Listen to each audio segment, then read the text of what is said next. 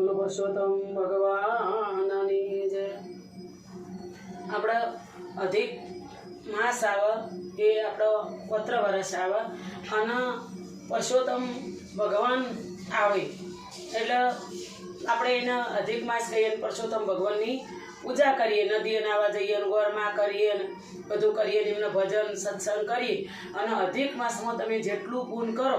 એટલું ઓછું છે। તમારી પૂનનો તેડાવો, ભણેશ તેડાવો, ભજન કરાવો, સાધુ સંતોન બોલાવો, એમના સન્માન કરો, જેટલું કરો એટલું ઓછું છે। ચેડિયારું પૂરો, ચકલન દોણા નોખો, ગાયન ચાર નોખો, ગમે તે જે પૂનનો રસ્તો હોય એ જેટલું કરો ને એટલું ઓછું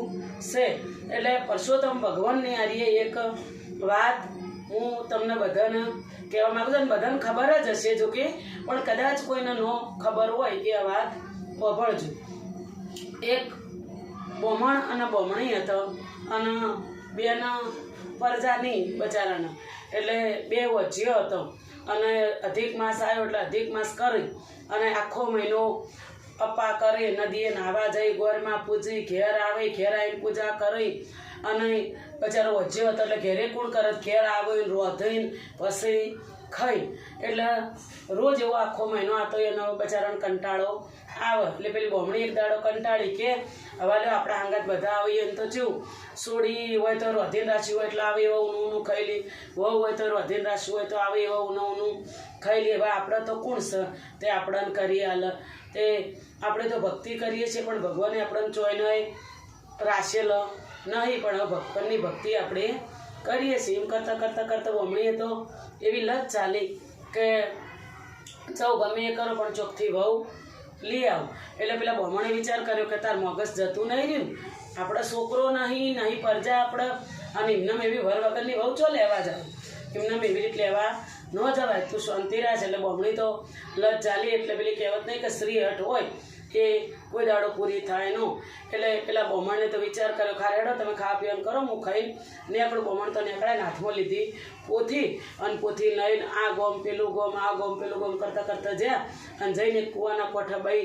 પોણી ભરે, નાની એવી બાળા પોણી ભરે એટલે પૂછ્યું કે બોનનું પોણી પાઉં તરલાજી, એટલે પોણી પાયું, પોણી પાઈને હવડાવડે પૂછ્યું કે હું નાતના શોધ કે બ્રાહ્મણસી, એટલે કે જેટલી બુનો હોય એટલે કે બે હપ્તા એવું કંઈક કીધું હશે।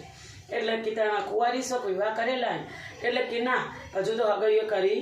નહીં કી, એટલે કીતાણ તમારા બાપો ઘેર એટલે કે ઓ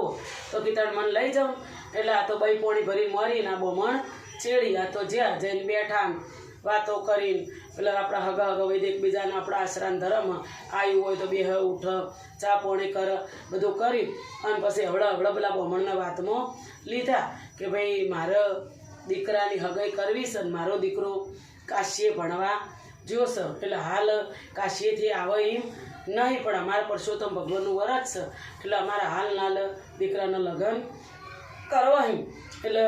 પેલાએ કીધું કે વાત સાચી, હું મારી દીકરી તમારે ઘેર હાલું ખરા, પણ તમે જોન કની લઈને આવો, વર વગરની જોન એમ કે કેવી રીતે કરવાની, એટલે કે તમે મારા પર વિશ્વાસ રાખો અને આ મારી ભગવાનની પોથી છે પુરુષોત્તમ ભગવાનની, એમાં તમે 3 ફેરા ફેરવી દો અને ચોથો ફેરો બાજી રાખો, જાણે મારો છોકરો કાશીએ ભણીને આવશે એ દાડ આપણે આ રીએ ચોથો ફેરો ફેરવશે અને એ દાડ આપણે હગન વાલન બધું બોલાવશે અને ધૂમધામ કરશે, અત્યારે આપણે કશું કરવું નહીં। એટલે કે હારું તાણ બ્રાહ્મણ તો બચારો મોની જો ને મોની 3 ફેરા ફેરવ્યા ને છોડીને તો મોરી કરી આલી। બ્રાહ્મણ તો આયા એટલે તો પેલી બમણી તો રાજી થઈ જાવ, વહુ ભાળીને રાજી થઈ જાય ને હવારમાં નાવા જઈ, વહુ તો જેવી અસલ કોમના કાજ ન કરે અને આવી વહુનું ખાવા હાલ અને જેવી રે એમ કરતા હતો અને 2-3 દાડા થયા પાડોશણ કોઈક વસ્તુ લેવા આવી એટલે કે બુન ફલાણી વસ્તુ હાલો ને, એટલે કી જો જતાણા બમણી કે તો નદીએ નાવા જ કીતાણ તમે કોણ છો, એટલે કે હું એન છોકરાની વહુ, એટલે કે એન તો છોકરો છો કે તો વચ્ચે હશે, એનો છોકરો બોકરો કશું નહીં, એક કે સાચું એક કે હોવ તને તો બકાઈને લાવી। પેલી ભાઈ તો બચારી રોવો જેટલો રોવો, આ તો હળગાઈને પાડોશણ તો જતી રહી, એટલે પેલા બમણી આવ્યો નહીં આવ્યો, એટલે પેલી બાઈ રોવા કે ચમ રોવું છે, એક કે આ બાજુવાળા આવ્યા હતા તેમ કહેતા કે તો વચ્ચે હશે એનો છોકરો નહીં, એટલે કે તમે હું રોવું કે તું ચિંતા કરીને જો આપણા ઘેર સારું છે ને એટલે રે રીશે બળે છે। એટલે તને આવા ચડાવવા કરે તને અમાર પેર વિશ્વાસ ને અમાર પેર તો વિશ્વાસ રાશ અને આપણા પરસોત્તમ ભગવાનનો મહિનો પૂરો થાય એટલે તારો ચોથો ફેરો આપણે ફેરવી દેવું. પાછી બાઈને તો વિશ્વાસ આવે તો ભાઈ તો પાછી કોમે લાજે છે પેલો રોજ નાવા જઈ અને ભાઈ ઘરનું કોમ કરે એમ કરતાં કરતાં 2 દાડા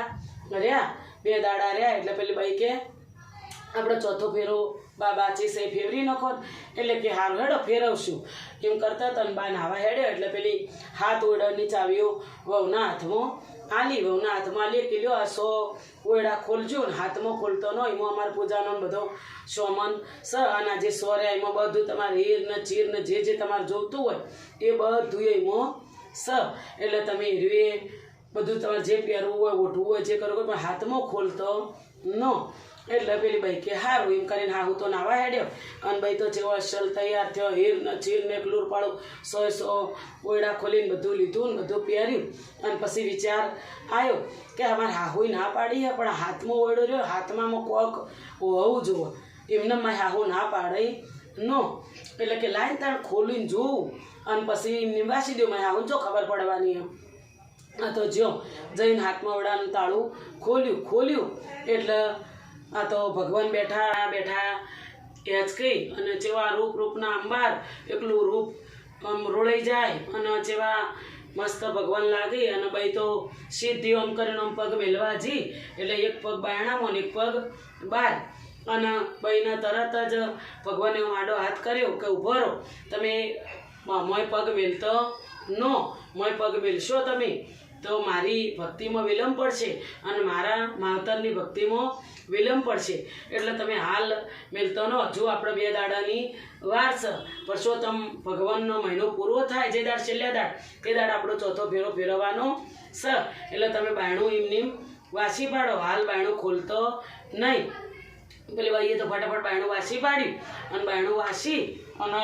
ભાઈ તો જેવો અસલ કોમે વળી ગયો કે હો મારા તો જેવો માર તો આદમી રૂપાળો હોય જેવું નીમ કરીને પાછો કોમે વળી જાય છેલ્લો દાડો હતો અને તો લત ચાલી કે મારે ચોથો ફેરો ફેરવાનો ચોથો બમણી તો બચારા ઓમ વિચાર કરે અને બચારાને લબુ ઢબુ થાય કે હવે દીકરો નહીં હું એમ તો આપણે કીધું અને હવે હું કરશું કે કનો છોકરો લાવશું એમ કરતા હતા અને આ બેઠા બધા ચા પીતા હતા અને હું તો વાતે વળે પેલી કહેવત નહીં કે બહેરાન પેટમાં વાત રહે નો એટલે પેલો તો વાતે વળે અને એટલે ભૂલી ગયો કે બા તમે તમારા હાથમાં ઓરડો ખોલવાની ના પાડી હતી પણ મેં તો હાથમાં ઓરડો ખોલ્યો તો એમાં તો જેવા તમારો છોકરો એ ડોળા પહેર્યા કંઈ અને જેવા લાગી તે કે મને તો ના પાડી કે હજુ તો આપણે છેલ્લો દાડો બાચી છે તે મારા માવતરની ભક્તિમાં વિલંબ પડે અને મારા ભણવામાં વિલંબ પડે એટલે તું હાલ બાયણું ખોલે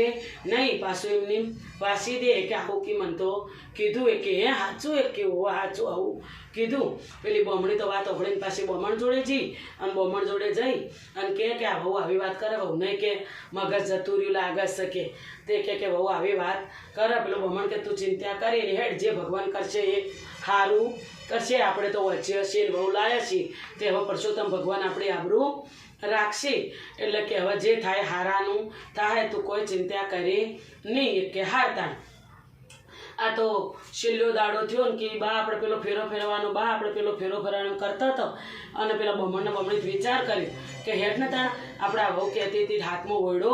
ખોલીએ મવડી કોઈ હોય ને આપણી આબરૂ રહે તો આજ તો આબરૂ જાવી હોય તો જાય ને રહેવી હોય તો રે હવે આપણે કોકની છોડી એવી રીત લાયા છે આપણે દીકરો એ નહોતો પણ હવે ભગવાનના હાથમાં આબરૂ રાખવી એમ કરીને તો હાથમાં ઓરડો ખોલ્યો કે તો જેવા રૂપના અંબાર ભગવાન બેઠેલા અને સીધા બમણીના એના માવતરના પગમાં પડી જા અને માવતરને કીધું કે તમે તારા આખું ગોમ નૂતર્યું છે મી બધું કમ્પ્લીટ થઈ ગયું છે તમારે ખાલી તૈયાર થવાનું તમે કોઈ ચિંતા કરશો નહીં અને ચોથો ફેરો ફેવરી નોખો કોઈ ચિંતા કરશો નહીં તમે અને ભગવાન બમણના અને બમણીના દીકરા રૂપે ભગવાન આયા વજ્ય હતા એટલે ભગવાન જાતિ એમનો દીકરો બન્યા અને વહુએ આવી એટલે એ ભગવાન પરસોત્તમ ભગવાન જેવા તમે બમણ અને બમણીને ફળ્યા એવા તમારી કથા વચનાર સોંભળનાર કેનાર બધાને ફળજો. બોલો પરસોત્તમ ભગવાનની જય.